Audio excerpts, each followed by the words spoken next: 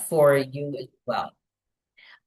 So with career services, I know a lot of you may be in first year, so you might not be thinking about career right now, your long-term career, but it's always good to touch base with us. We can help out with, like, if you want to get a summer job or you want to get a internship or work study, or as Arthur was saying, it's university is not just about producing researchers, but we do help out with further education. So if you're thinking about going to graduate school or another program after you're done with the program you're doing here, you're very welcome to come and talk about that. Our our mandate is very broad. So if you just have questions, we can help you out. I'll show you how to book appointments during the session a little bit later. Now, this is not going to be the most exciting session in the world. I hope, though, that it gives you some ideas about what it means to be finding work in Canada, because, of course, there are cultural differences in how we communicate our skills and how we go about finding work. And those exist everywhere, and those are things that you can learn, right? They're things that even Canadian students don't know. So this kind of information is often something that people just don't realize. So we are happy to help out with that. Okay, so I'll get started. Here we go. So we're going to talk about just preparing for your job search, talking about summer and part-time jobs because you may be looking for something just while you're here as a student. Networking for your job search because that's really important in North America, is making connections, and then some additional considerations. So when you're thinking about the work you want to do, there's obviously we always have times in our lives when we're getting our survival job, right? You work in a restaurant or you work in retail, which you may do over the time that you're here as a student. And that's your survival job. But we're also thinking about, well, what are the jobs I can get that will put me in a position where I can be working towards my future career, right? Now, a few of the things that are really important, like this is the job search in general, like what are all the steps? So understanding who you are is really important, and what you want and what your goals are. And that's something that we can explore together.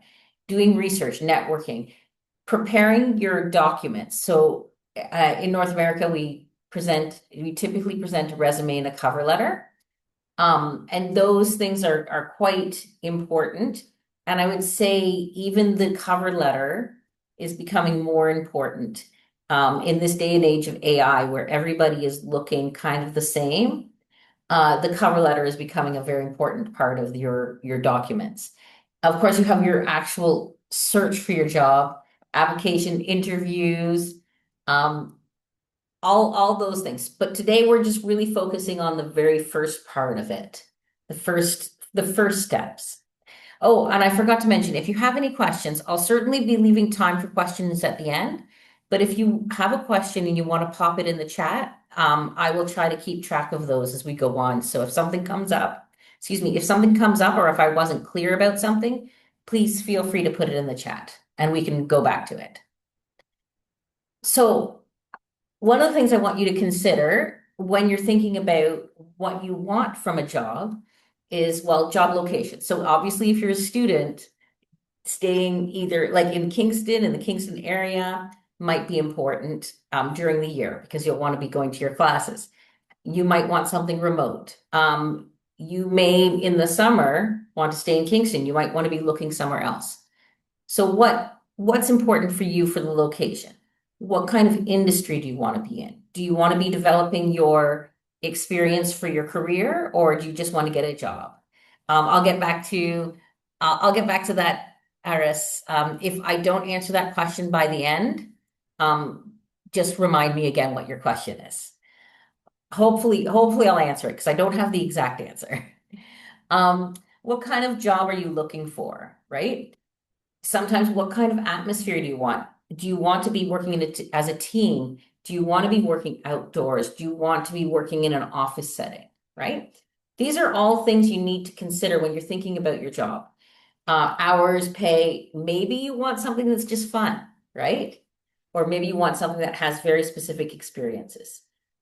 It's really important to identify what's important to you now, because when it comes to communicating for your job and looking at the jobs, you'll see a million jobs, but targeting the ones that you actually want will make you more effective in getting those jobs. Okay, next slide. It's also important to think about who you are and as a person, right? And what you want from that experience as well. For example, for me, I know it's really important to be working with people that I respect and I like. I mean, some people can work in certain jobs and they just want to get the job done. And for me, that doesn't work very well. And so I know that about myself, right? And those aspects, understanding who you are is also very important. Um, and of course, as I mentioned before, having the understanding the Canadian context and culture will be important. And those are going to be shifts for better or for worse that you're going to have to make as international students. You have it may be challenging, but you also have this really amazing opportunity to expand your cultural knowledge as well. Um, Thinking about, do you know the difference between a resume and a CV? Now, a resume is definitely is a job-focused document. In Canada, in North America, we use the word CV, curriculum vitae, typically is for academic opportunities. I know in other places they use that word for the resume, the job searching document, right? In North America, we typically use the word resume as our job searching document versus CV as our academic work document. Writing and formatting a cover letter. Those those are things we can do. You can come to a workshop specifically for that, or you can come for a one-on-one appointment. Canadian networking, interview etiquette, what information not to include on a job application. A big one is thinking about job scams versus real job postings. That's really important to be aware of as a student, because unfortunately there are people who will target students who are really need work, and they'll ask for things like they'll ask for details like your banking information or your SIN number, the number that you're given by the government. So really personal information that's not appropriate. Now we have different posters on that and lots of information on that. But if you're ever in doubt, if you're not sure, you can always come to drop in and say, hey, I saw this job ad. I'm not sure if it's real. Or I had this interview and they're asking for this information. Is this appropriate? Right? It's always helpful if you reach out to someone and you ask for their thoughts on it. Things like your rights as a job seeker and employee in Canada. Canada has a very high level of like legal expectations around work. And as a young person, as a person working in Canada, you have rights and obligations, but you also have rights within your work. The right to be safe is pretty big, the right to be paid regularly, the right to have breaks at your work, right? So these are details I'm not going to get into. But again, if you feel like there's something you're uncomfortable with something, you're not too sure if this is normal, you can absolutely make an appointment. We can talk about it. And of course, immigration regulations working in Canada. Those details are you'll want to explore with Arthur or Ayushman. They're the ones to go to for that. I certainly have some knowledge around it, but I don't have the details that you might need to understand that. Okay, getting back to thinking about yourself, right? When you're thinking about how amazing, like the things that you bring as people with international experience and other cultural knowledge and other skills that you're bringing, you're coming with really amazing skills already, right? You've worked elsewhere, or perhaps you understand how people communicate in different ways. Um, you're obviously people who will try something new, right? Your ability to find new experiences is really valuable. Um, so you're coming from a perspective where you're adding so many skills. Can you think of any? I would love it if you popped in the chat. I know some people are just listening, so whatever you're comfortable with. But I'm really curious about what kind of skills do you think you're bringing to the table when you're coming to your education and a work situation?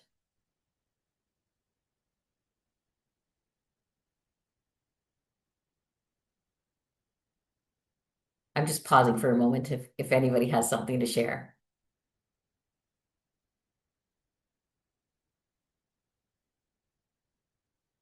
And perhaps you already have a degree in communication and leadership. Fantastic. Thanks. That's really great.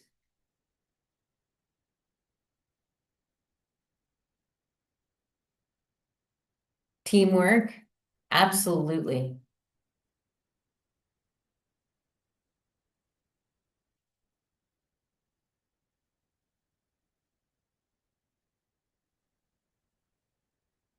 Okay, if anything else pops up, I'll mention it out loud. Um, so one of the things to recognize, as I'm suggesting here, is that you already have skills and knowledge when you're coming here. And it may be a question of like, how do you talk about it? How do you explain that? And again, that's what we do when we help out students. If you feel like you perhaps don't have very many skills, we can take a look at that because genuinely, I've met so many students and you're you're so much I would say that you guys are all really amazing, right? You bring so much to the table already, and it's just a matter of communicating that. Okay, so when we're talking about where to look, um, there's different things, places you can look. You can look at government job boards. Those are especially excellent in the summer, like when you're looking for summer work. Government job boards are really strong. They've got a lot of jobs. Now, they do have a lot of people applying to those jobs, but I think it's still worth applying to them, even though there might be a lot of people applying to those jobs. Indeed is a job board that has pretty much everything on it. It can be useful. It can be quite messy. Sometimes you're looking through it and you're like, hey, I don't know why I'm seeing all these other things, right? LinkedIn has a job board. We also have local job boards. So, for example, we have a place called Keys, which is an employment program within Kingston, and they have their own job board, and that shows things that are local to Kingston. And of course, you have professional associations, right? So, RS, you asked if there was any employment opportunities in the NSOC Society. I don't know for sure, but if you join and you're connected with them, that's a place where you can ask about opportunities, right? Um, Other things like, for example, I might be looking into human resources or something, right? There's a society in Kingston that's national, and you can join that. And if that's an area of interest to you, they will show job opportunities, right? So there may be some professional associations associated with your degree program that you can connect with. So here are some of the websites. I will give, I think, Arthur, you might already have these websites on the Quick website, but I can also provide this to Arthur after, or you can all take a screenshot of this at the moment, right? So I will get into my career in a minute and show you that one. Um, but these are some general summer job boards where you can find work. Typically, typically, summer jobs are posted for students January through April, right? So you'll be looking for your jobs for the summer, maybe January, sometimes January, but more likely February, March. Awesome. Thanks, Arthur, for sharing that. Um, that's usually the timeline for that. Now we do have career fairs. We have them in September, and there are some employers who are looking for people. Often it's in engineering, but they will be looking like almost a year out.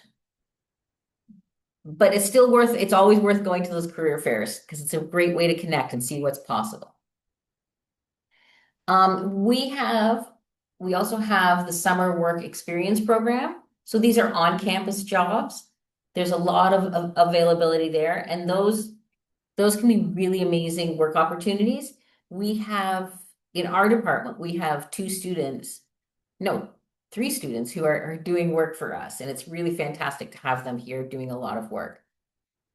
Those are usually posted mid-December and have a deadline in February. There is also the work study program. So you have to find out your eligibility through Queen's, like the Queen's Finance Department. But typically what happens is that you'll qualify for work study, you'll find an opportunity, and you can do that at the same time as your education. So for example, we have in career services, we have students who are working at our front desk and doing some odd jobs for us as well. And those students come in maybe 5 hours a week, so not very much, and or maybe a little bit more, and they do a lot of little jobs for us. So that's something you can also look into. Okay, I'm going to take you to my career. I'm going to show you my career right now. Hold on a second. Whoops, sorry. I'll show you the entirety, even though it's a little bit about signing up for appointments versus looking for jobs. So I'm just trying to find there we go. Okay. So when you log in to my career, can you see my screen okay? Just give me a thumbs up because I switched screens and I want to make sure you can see my career.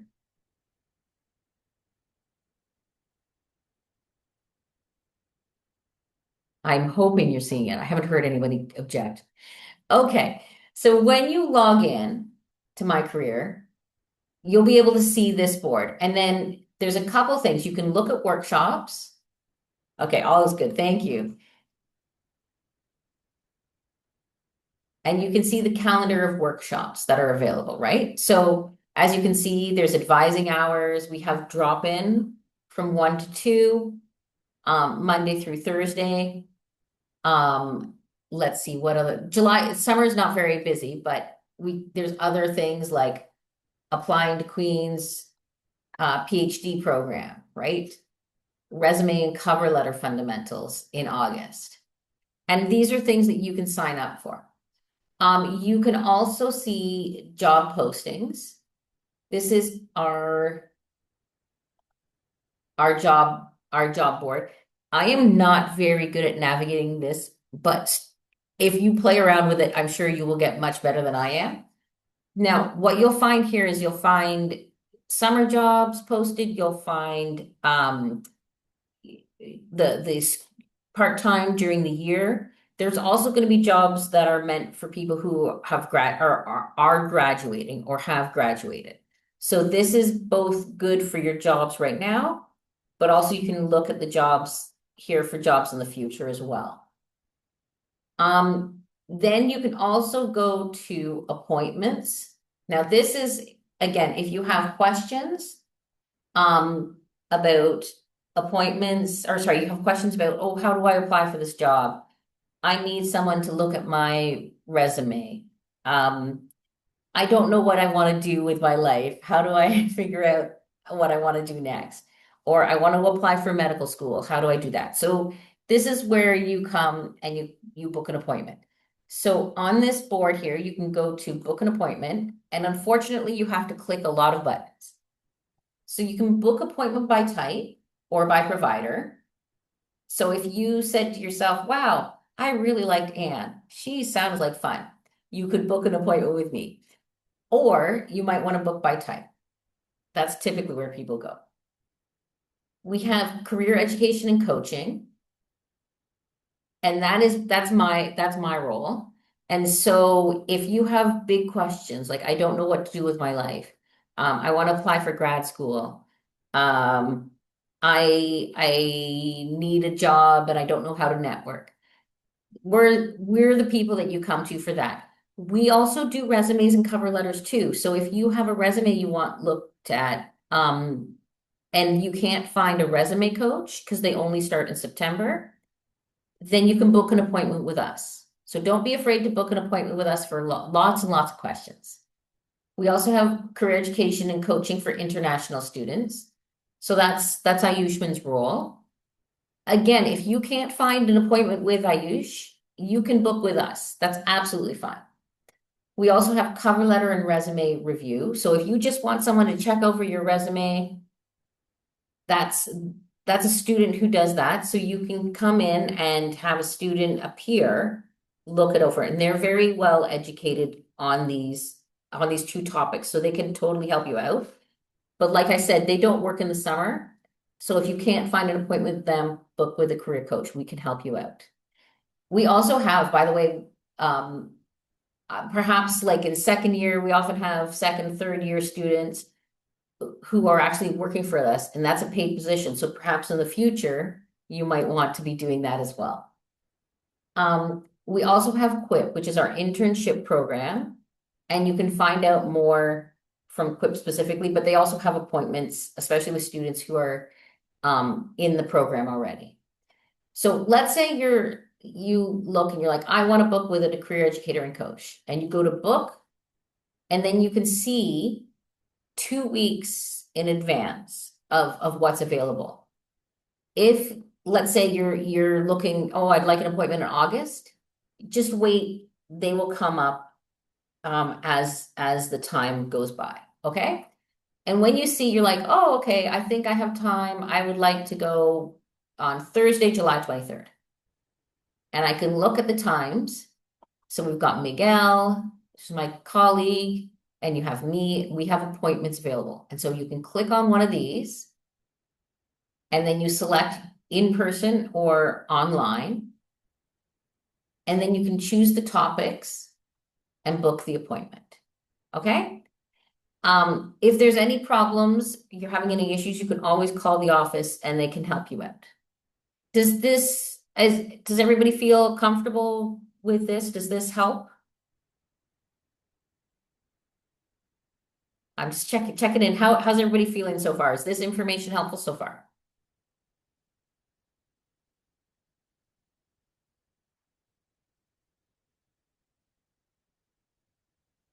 Okay. If there's things that are coming up that I haven't spoken to, we'll definitely try to get those. Although I don't have all the answers. I'll always try. Okay. Um, so that was just my career. I know that kind of interrupted the job search part. So one of the things that we will do, especially for your short-term work, is canvassing employers. Basically, if you're looking for work, let's say locally in retail or in a restaurant, often what people will do is print out their resume and walk and go into the employer themselves, right? And that's called canvassing employers. So I mean, I know this is what I did as a student because this was the only choice because we weren't emailing employers, but it is still something that's done. So let's say you want to work in one of Kingston's restaurants because you know you can get weekend hours. You may want to drop by, and obviously you'll want to drop by during low traffic times. You wouldn't want to drop by exactly at dinner time. But perhaps you find out it opens at 2. They do prep from 2 to 4. and it's quieter, that might be a good time to go in and ask, I'm looking for work. Here's my resume. Please let me know if there's work. One of the things to know about if you're looking for work in this way, um, again, we have a lot of retailers downtown who will employ students. If you're looking for work in this way and you show up, they may say no. No, we don't have work at this time. Uh, but what you'll want to do is go maybe a week or 2 weeks later and ask again. The way that they hire students is a very short-term cycle, right? People are coming and going all the time. So if you show up one week, they might say, no, we don't need anybody. You show up the next week and they'll say, yes, we need someone. Okay, so you kind of, unfortunately, it is a bit tiring, but if this is what an area you need some work in, it is the way to do things is to keep asking. There's also employers around Kingston that are very open to students. Places like Walmart and Home Depot, I know employ a lot of students. They're a little bit further away, so taking a bus would be necessary, but they're very open to having students. You can fill out application forms online, but I would still encourage you to go in person and ask for a manager. Because that often they want to connect with a person, or an actual human. Okay, so networking in Canada, you can see a job and you can apply for it. Absolutely, you should be doing that. But in addition, we often spend a lot of time networking for work. Networking is very, very useful for a lot of reasons. It can get you your job, your first job, but networking also helps you understand what is the application process, what are the expectations in this type of work? Would you even like this type of work? So students will often use networking. Actually, anybody uses networking. If I want to find out more, I might contact someone and say, hey, I'd like to have some more information about your work. I'm curious about this kind of work. Would you have time for a conversation? So, for example, I love my job and I'm not leaving this position anytime soon. But I was curious about, I'm like, I wonder if I would like something in recruiting. And so I just reached out to one of the people in recruiting at Queen's and said, hey, I'd love to talk to you about what you do in your work. And so it gave me an opportunity to find out, would I like that kind of work?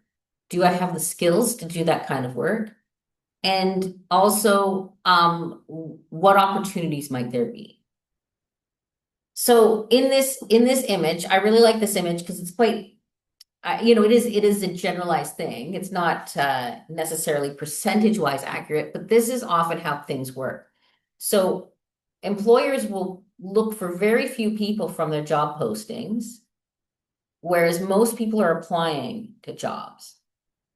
Employers will whoops, sorry, went backwards. Employers will often draw from their networks, whereas people are not necessarily searching through their networks.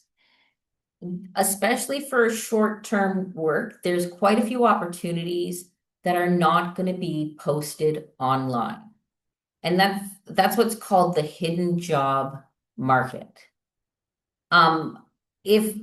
If we have a need in our department for someone to come in and help out for maybe 3 months, we're not going to post that online because it takes a lot of time and a lot of effort and therefore a lot of money to hire someone that way.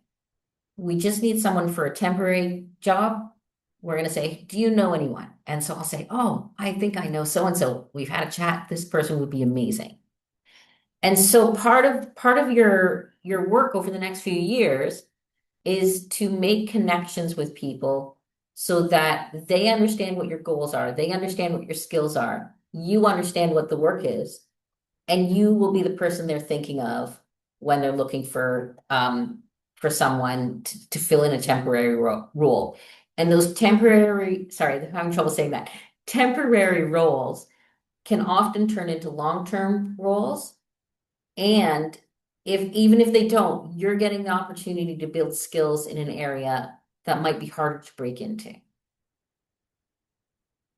So when we're networking, we have a lot of information on this. Again, if there's not sufficient information, please come to us and we'll chat more about it. And we can talk more specifically about what you want and how you can target the right type of people.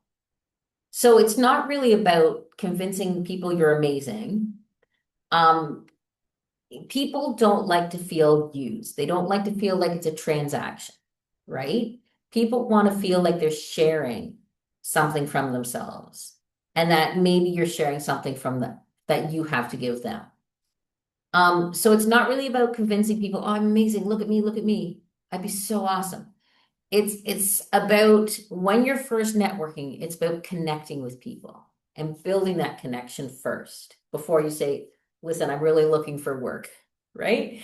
That is absolutely part of it. Yes, you may be looking for work, but we need to build a relationship first before you ask for a job. Okay, it does say raise your hand, but you can just give me a thumbs up or put in the chat. Do you have linked, does everyone here have a LinkedIn account?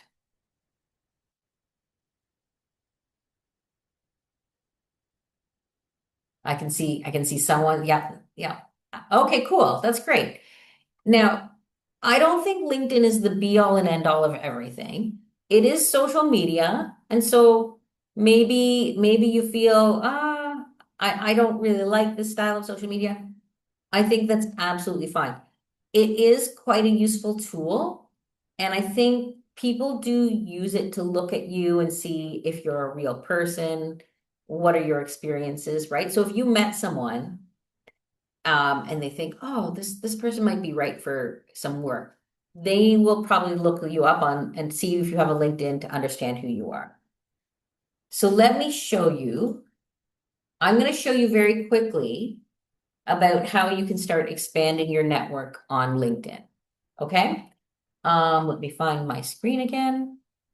Again, this is just the surface of everything. I'm just giving you like surface information about all this. Um, okay. So LinkedIn can be very useful to present yourself that you want the world to see, right? You don't want them to see your private lives necessarily, but this is a place where people can see who you are and how you would present yourself to the world in general, right? But there's some very cool tools on here. So if I go into LinkedIn and I go into the search bar, you can see I looked up some people, but I can go to a university. I could go to Queens, or I could go to my if there's a university in your hometown, you might want to look up the university in your hometown and see, oh, I wonder if anybody's living in Canada now, right? Um, so I can go, what I've done here is I went to the search bar and I can look up an institution. When I look up the institution, I can go to alumni and I can look at, I can start to filter people. So we have on the Queen's LinkedIn page, I have 164,000, almost 165,000 people I could look at. And so obviously I could look through all of those people. That would take way too much time. But I can also filter them based on a lot of factors, like where they live, um, what they do, what they're skilled at, perhaps what they studied. So let's see. Uh, Aris is going into computer engineering, so I know that. So I'm going to I might look up um, engineering, computer engineering. There it is. Sometimes you can't find if you're going into certain programs, sometimes the language doesn't always work out. But I can see 2,138 alumni graduated from computer engineering, or that's how they've identified it, right? This is not a perfect system. I can also limit them based on something. So maybe I'm going to see what happens when I put in EngSoc. I don't know what's going to happen. So I put in the term EngSoc, Engineering Society, and I have 25 alumni who have mentioned that in their in their profiles, right? So I can take a look. Now here's a current, it looks like this person might be a current student, but I've also got graduates as well, right? And I can take a look at those graduates and I can see what they're about and I can see some of their work. So this is very interesting because you may want to connect with someone. You might say, "Oh, that person looks interesting. I'm going to connect with them." So expanding your LinkedIn can be very useful. Um, on the flip side, the other thing you might see is like their pathway, right? So you might see some opportunities like student IT infrastructure support analyst. And you might say, "Oh, cool. That's a summer job I could get. I wonder if I want to work for the Canadian Revenue Agency. How do I find that kind of work?" I can also see his education as well. He did a certificate in business at the same time as this other, or he did it afterwards, it looks like, as well as other details.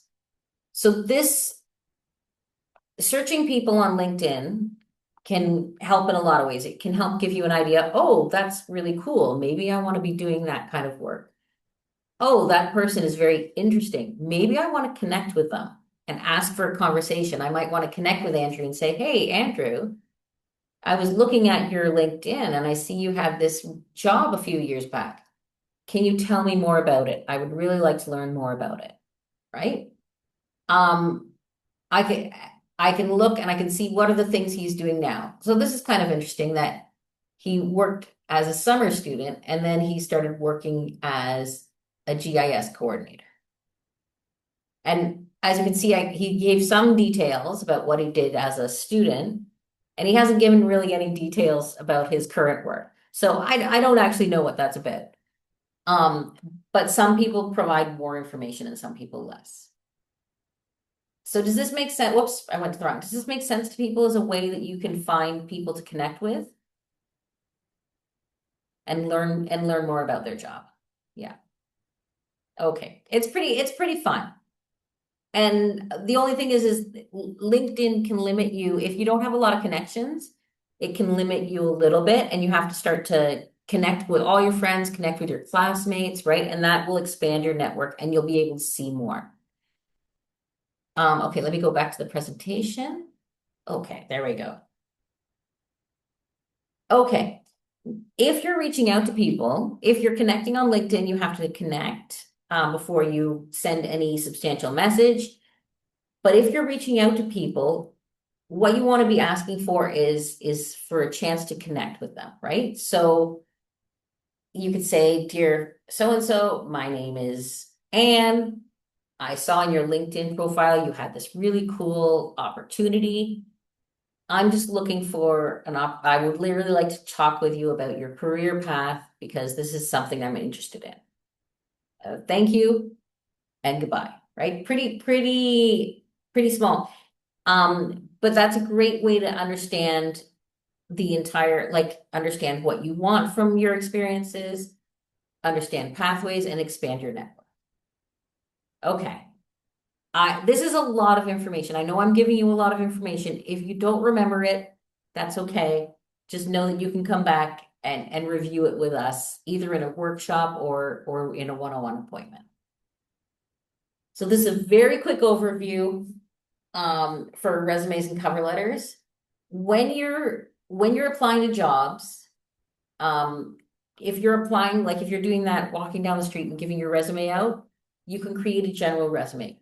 But if you see a job you like that's posted, you'll want to make sure it's tailored, which means you want to make sure it's specific to that job. So you'll want to use the specific wording that they have and research the organization. Really important, couple important things, is that if you see a job posting, you'll want to go to the company itself to see where they've posted the job. This helps you avoid scams, is if you go and look at the company website itself, it can help avoid scams, but also they may give you additional instructions, right? So whatever you do, follow the application instructions. It might seem arbitrary. It might not seem very important. It's like, why do I have to fill out this little form. If you don't, you can be discounted from the job entirely, right? So when you're looking at your resumes and cover letters or any other materials that you're bringing in, you want to make sure that they're formatted well, they're error-free, and they communicate your skills. Okay, at this point, I'm gonna go to our website and show you. Now, we have a lot on our website. When I'm looking for career tips, I go to this particular piece of our website and I Google it every time. I'm putting it in the chat for you all. But if I'm looking for just tips, I'll just Google Queen's Career Services tips, right? So we've got a lot of details. There's a lot of tip sheets, little details on like networking, informational interviews. That's when you ask people for their connections to talk with you, right? Introduction to Working Canada. We've got different tip sheets on all sorts of things like navigating job offers, your cover letter, that kind of thing. But in addition to this, we also have career prep modules in OnQ. Let's see if I can get to the right place. These are free for you to use. So you can register. So when you go to the, hold on a second. I'll show you this first. So you can go and do career exploration, resume, cover letter, interviews, networking. When you're in OnQ, if you go to the search, the browse now, you can look up career prep modules. When I look it up because I'm registered, it doesn't like it, but I would look up career prep modules. And then you can register. And this is a great way to understand how to format your resumes and cover letters. The other thing that I really like on this particular page is we have a magazine. So this is the online version. We have physical versions as well. And this one shows you the basics. Okay, this is how to format a basic resume. It's similar to our modules, but it's just in a different format. The fun part about this magazine is it gives you examples. So you can look at the examples and say to yourself, okay, I like what they said here. Oh, I don't like what they said here. I don't really like that as much. I like this one better. So you can pick and choose. There's not a perfect way to do things, but it's got samples of resumes and different styles, as you can see. And we also have cover letter information. And again, different examples because, it's nice to see examples of how people approach this, right? And this also has a little discussion on AI, which is everywhere, right? And also some information on preparing for interviews. I don't know. I really find this particular thing quite useful for students. So that's a ton of information that you can access later. Okay. I hope everybody's doing okay and you're not too overwhelmed with this information. So a few additional considerations using AI. AI can be really interesting, as many of you probably know, for asking questions. What should I do in my degree? How can I write this paragraph in my cover letter? Give me some ideas of what I should prepare for my interview, right? So it is a good tool if you like using AI. I know there's some questions about its benefit, your privacy, things like that, the environment as well. So you definitely don't have to use it if you're not comfortable with it. But if you are using it, AI has a tendency to make everybody look the same. It really makes everybody flatten, kind of look very flat. So AI can't replace your own stories, and it can't replace your uniqueness, right? So when you're creating your resumes or cover letters, or you're preparing for an interview, you still have to bring your own stories, right? And AI is not necessarily very good at talking about very specific stories. So yeah, you just have to be aware of that. And also, I think, as we know, a lot of employers are using it to screen people as well. So that can make it a challenge to get past that screening, right? So you want to be using the language that they're using. But again, networking and allowing that opportunity to be the human, to create a human connection is really valuable. So when it comes to searching for jobs, it is a lot of work. That's just a reality. It is work, right? There's no shortcuts. Sometimes I'll have a student who comes and say, well, how can I do this faster? Unfortunately, sometimes you just need to go through the steps. So when you're thinking about that, yeah, you do have to balance it. How much effort are you going to put into it? Um, what are the other things that you need to take care of? Right? What are you going to be a little bit choosy on how you apply to certain jobs, right? So sometimes it's a better choice to really target some jobs that are important to you rather than just do a million jobs, right? On the flip side, you might want to just try and throw your resume at everything and see what happens. And also, I think it's really important to recognize your emotions because it is, it is very it is a challenge, right? You're putting yourself out there. You're revealing who you are. And sometimes you won't hear anything back. Or sometimes you'll have a great interview and you won't get the job and you think, "Oh, what did I do wrong?" It's very rare that it's something you did wrong. Perhaps it was the wrong job. Perhaps there was someone who just happened to have the right skills. Maybe they thought they could hire someone and then they realized they didn't have the money for it, right? So it can be very disorienting, I think, when you're applying for jobs. So please just pay attention to your emotions. Know that it's not you. Know that we're here to support you and we can, look at things like, are you applying to the right jobs? What was your approach? Let's make it as good as possible, right? So focus on what you're doing well and let's say you say, I'm going to apply for 5 jobs this week. It's not about getting the job. Okay, the success is the fact that you put yourself out there. So my last thoughts here, be mindful of job scams, right? Pay attention to details like the email is wrong or they're asking for information that you're not sure is appropriate. Always go to the company website for application details, even if you found it on a job board. Uh, there are a lot of small and medium-sized places in Canada that are hiring, but they're not always going to be posting where you think they're posting. So that's where networking is very important. Job searching takes time. Don't underestimate your skills. You're bringing so much to the table already. And as I keep saying, ask for support. We're here to help you out. So ask for support. It could be from us. It could be from your peers. Okay, that was a lot of information. So does anybody have any questions? I'll go back. Aris, you brought up and asked if there were any job opportunities in NSHOP. I don't know the answer to that, but one of the things you can do is join NSHOP and ask.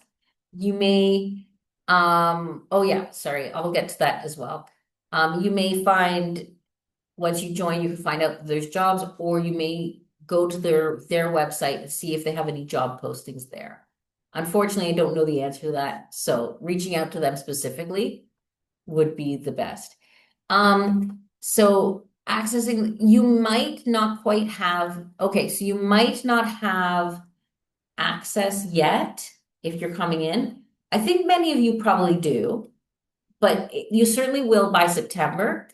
If it timed out, sometimes that might be a glitch in the system. Like probably if I've been not looking at it for a bit, when I go back and say, oh, a session timed out, you might have to re-enter.